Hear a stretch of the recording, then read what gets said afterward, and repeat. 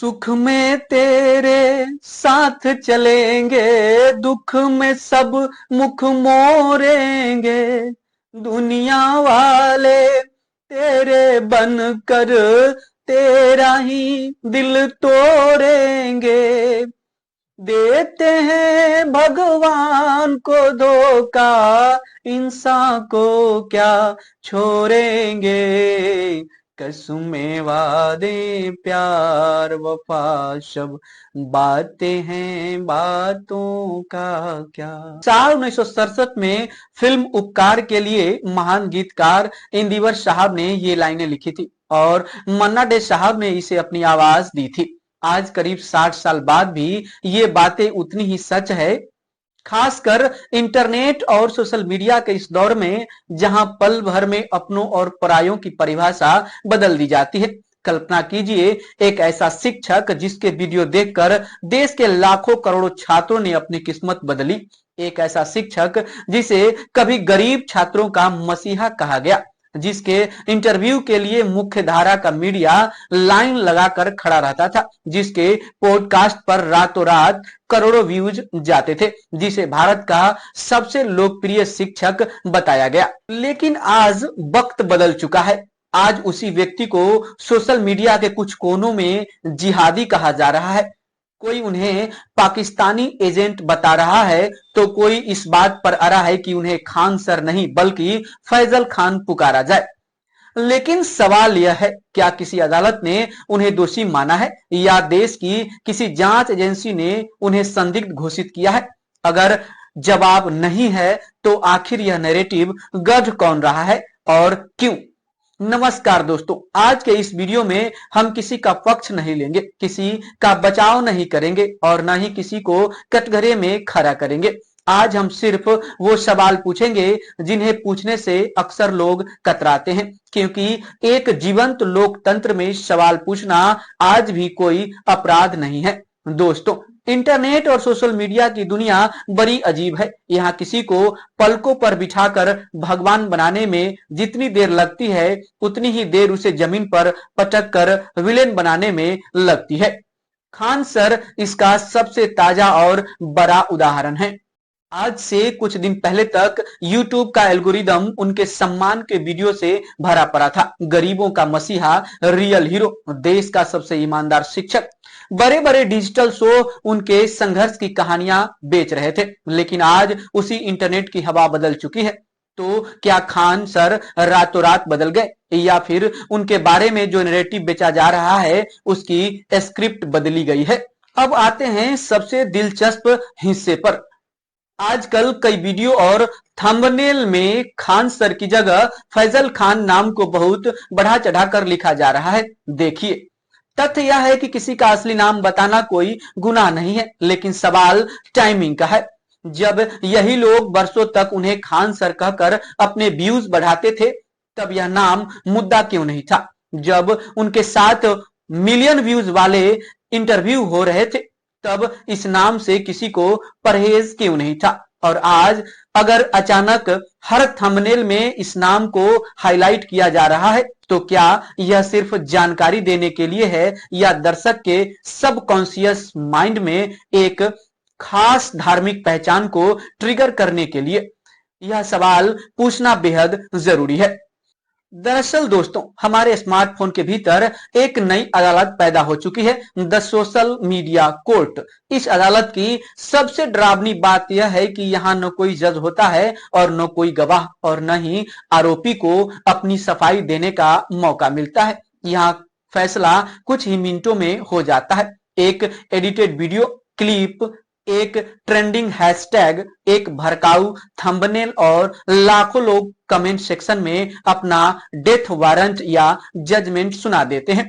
आज यह खान सर के साथ हो रहा है, कल यह किसी नेता, अभिनेता, पत्रकार या आपके और हमारे साथ भी हो सकता है।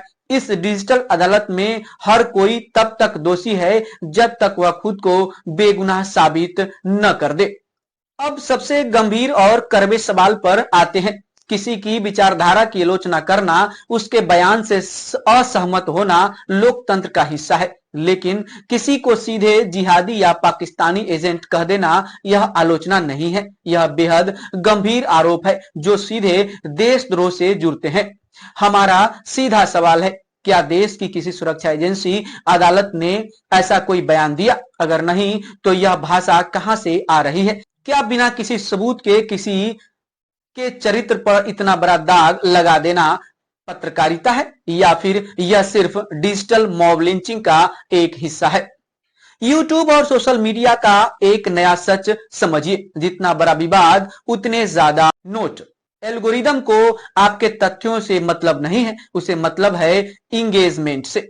अगर कोई वीडियो बनाए खान सर के पढ़ाने के तरीके का विश्लेषण तो शायद उस पर कुछ हजार व्यूज आए, लेकिन अगर शीर्षक हो फैजल खान का असली सच या खान सर का कोई पाकिस्तानी कनेक्शन है तो क्लिक्स की बाढ़ आ जाएगी। कंटेंट क्रिएटर्स यह बात अच्छी तरह जानते हैं। आज का कड़वा सच यही है कि सोशल मीडिया पर गुस्सा बिकता है, नफरत बिकती है, डर बिकता है और विवाद सबसे ज्यादा बिकता है। तो क्या यह सब सिर्फ व्यूज और पैसों का खेल है? तो क्या यह सब सिर्फ व्यूज के और पैसों का खेल है?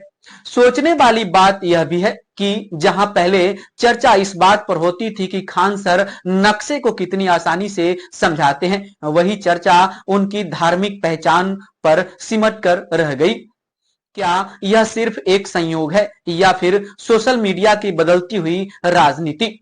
जब किसी समाज से बहस व्यक्ति के काम और उसकी काबिलियत से हटकर उसकी जाति और धन पर आकर टिक जाए तो समझ लीजिए कि उस समाज की लोकतांत्रिक चेतना कमजोर हो रही है। कुछ समय पहले खान सर ने मुख्यधारा के मीडिया की तीखी आलोचना की थी। उन्होंने कुछ पत्रकारों की निष्पक्षता पर सवाल उठाए थे और कहा था कि मीडिया का काम जनता के मुद्दे उठाना है, सत्ता की चाटुकारिता करना नहीं। अब जनता के मन में यह सवाल भी कौन रहा है, क्या खान सर के खिलाफ अचानक बदले इस माहौल का उस बयान से कोई कनेक्शन है? हमारे पास इसका कोई ठोस सबूत नहीं है, लेकिन इस तरह के कयास लगाना भी अपने आप में एक बड़ा सवाल खड़ा करता है। दोस्तों, हमें आलोचना और चरित्र हत्या के बीच की इस पतली लकीर को समझना होगा। अगर खान सर से कोई गलती हुई है तो उनकी खुलकर आलोचना होनी चाहिए, उनके बयानों पर तथ्य आधारित बहस होनी चाहिए, लेकिन असहमत होने का मतलब यह कतई नहीं है कि आप किसी को देशद्रोही घोषित कर दे।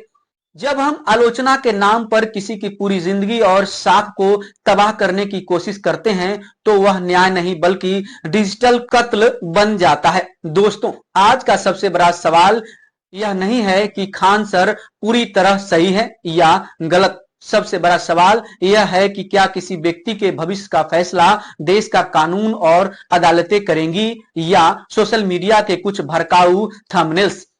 क्या किसी इंसान की पहचान उसके काम से तय होगी या उसके नाम से? क्या पत्रकारिता सवाल पूछेगी या खुद जज बनकर सीधे फांसी का हुक्म सुना देगी?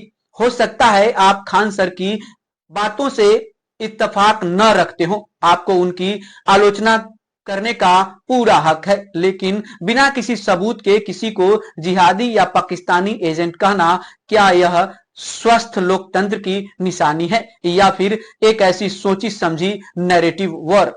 इस सवाल का जवाब किसी यूट्यूबर, किसी एंकर या किसी ट्विटर ट्रेंड को नहीं बल्कि इस देश के जागरूक नागरिकों को यानी आपको तय करना है।